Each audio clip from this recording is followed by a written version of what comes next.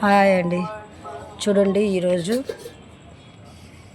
Fish chana అంటారు కదా, అది ఫ్రై చేశాను. ఎలాగుంటుందో నాకు తెలియదు, ఫస్ట్ టైం చేశాను.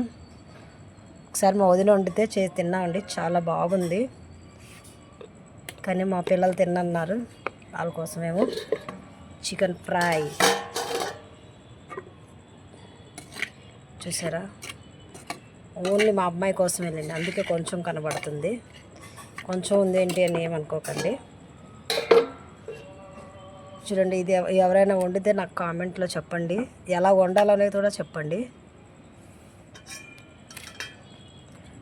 చూడండి చూడండి, కుక్క వచ్చింది, దానికి వేస్తున్నాను. అది చూస్తుంది.